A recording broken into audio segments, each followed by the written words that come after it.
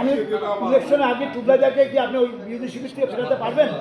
ও বিরোধী শিবিরে থাকবে না।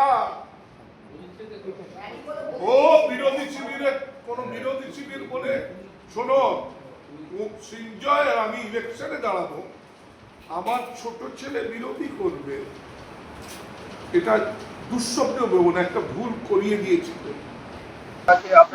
নির্বাচনী বৈঠকে ব্যানারে সৌমিক বসুর ছবি আমরা দেখতে পাচ্ছি গত কয়েকদিন ধরে, তাহলে কি আমরা ধরতে পারি উনিও আপনার হয়ে মানে প্রচারে কি বলতে আমার সৌমিক তো ছিলই আমাদের সাথে।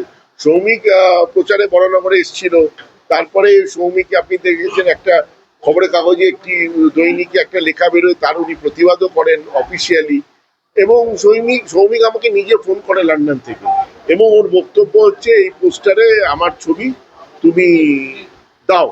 দেখুন, আমি এই যে যাদের ছবি দিয়েছি, মানসদা এখানে আছেন, সেই ছবি তাদের থেকে আমি এনওসি নিয়েছি। আমাকে প্রশ্ন করা হয়েছিল, আপনি অঞ্জনদার পোস্টার দিয়ে ছবি দিয়েছেন, আপনি টুটুদার দেননি কেন? তাতে আমি একটাই উত্তর দিয়েছিলাম, যে এই যে ছবিটা লাগাতে গেলে তার এনওসি লাগে।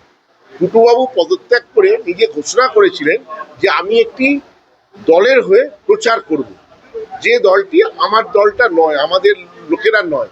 তো সেই জন্য তাকে আমার তো বিব্রত করার কোনো ব্যাপার নেই। তিনি মহান ব্যক্তি, তাকে তার ছবি দেখিনি। তার আমাদের এখানে যাদের যাদের ছবি আছে দেখছেন, তারা প্রত্যেকে তাদের এনওসি দিয়েছে, তবেই ছবি লাগানো হয়েছে, তাদের মতামত ছাড়া লাগানো হয়নি।